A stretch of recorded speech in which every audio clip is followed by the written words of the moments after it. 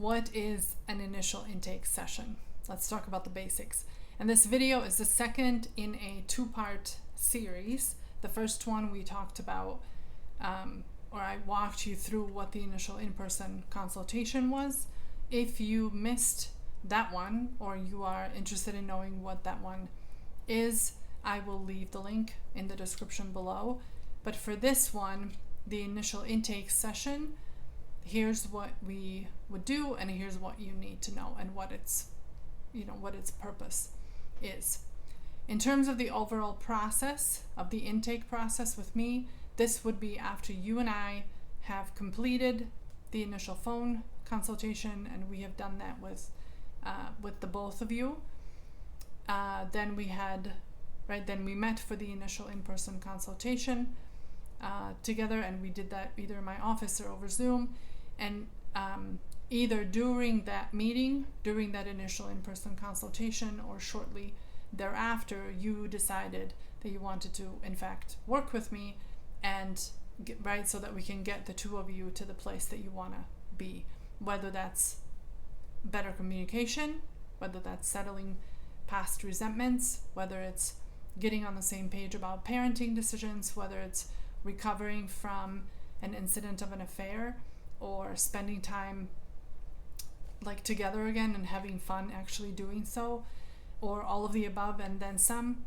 Anyway, that we would that if you've decided that that's what you wanted to do, we've done those three things: the phone consults times 2 plus the initial in-person, and the initial intake session then is the very next meeting that we would have. I do my initial intake sessions differently than a lot of my peers. When you end up working with me, the intake session would be 3 hours in length, and typically will occur on a different day and time likely than your regular kind of meeting slot will be, because of the time constraint and the conflict of that. You would both come together to this meeting, and we have several different things that we cover during that time, and I will go over those in a minute here. I will say, I know that 3 hours seems like a really long time to some people, but I can tell you that in all the years that I've been doing this, and I've been doing it this way, my couples and I get to the end of our time together, and the response is, wait, what? We're done? That was the fastest 3 hours ever, right?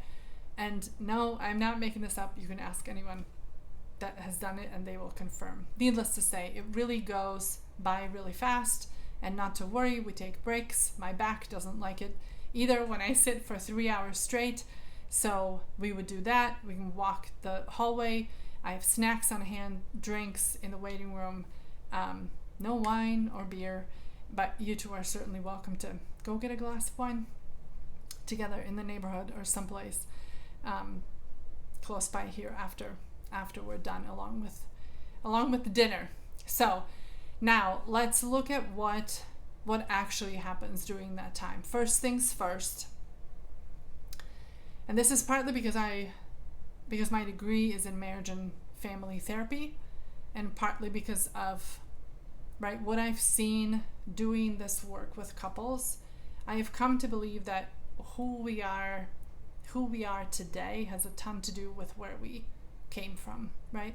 What that means is, even though it is just going to be the two of you sitting on that couch, each one of you brings along with you what I loosely call the tribe, right? The people that up until this point in your life influenced you and who you have become.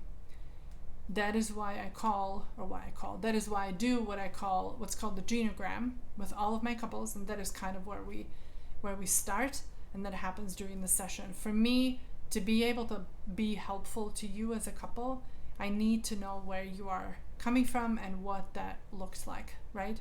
If you don't know what a genogram is, that's okay.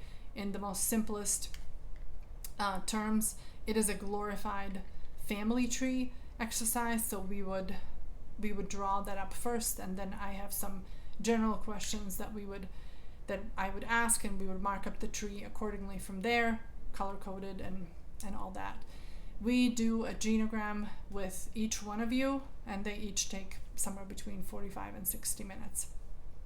This is obviously super informative and helpful to me always, right? Like I learn a ton, no doubt about it. And more often than not, the feedback that I get is couples learn something or a thing or two new about each other that they didn't know, even if they have been married for 10, 20, or 30 plus years.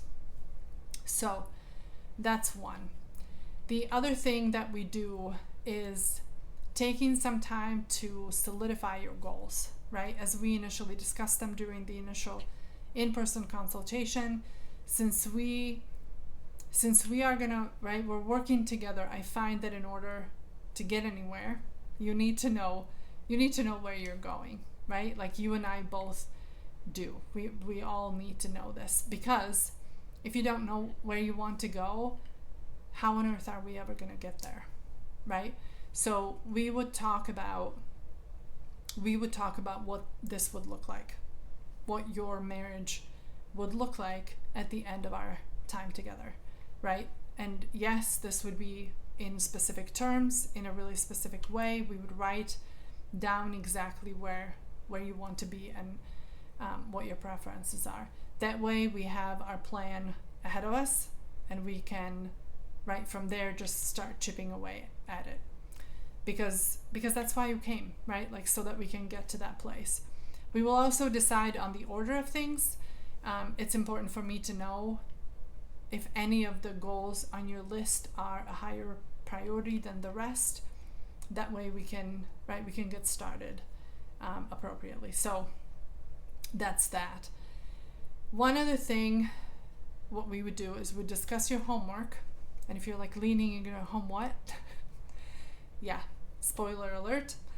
I give homework to all my couples. And if that's not something that you're interested in doing, then I might not be the right couples coach for you. And that's okay. But I am of the firm belief that coming, right, showing up to our meetings once a week and then doing nothing the rest of your week is just not enough. Like, it's not going to cut it, right? In the same way that going to the gym once a month will not bring you the results that you are likely after, right? If those have anything to do or are close to you, right, getting to be able to run a race, or losing some weight, or for some of you it'll be gaining some weight, or and gaining some muscle, or being more flexible, whatever it may be, right? Like, does that make sense?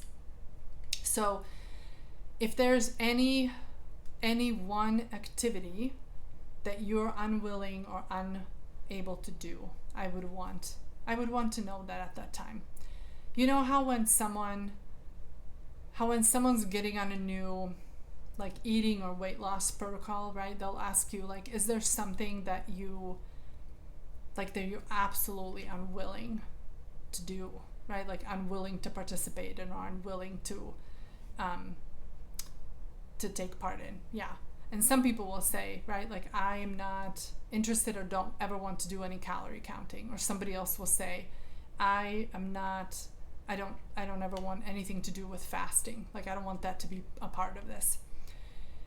For me, with that, it would be like eating celery 3 times a day, right? If somebody came up and said, I have to do that, I'm like, can't do. That's just not going to work, right? But if that's part of the regimen of this person who I am considering working with around this, like, that's a no-go for me, and I would want for them to know that. So anyway, I get distracted. But if there's something like that you are unwilling to do or unable to do, I would want to know that during this intake session.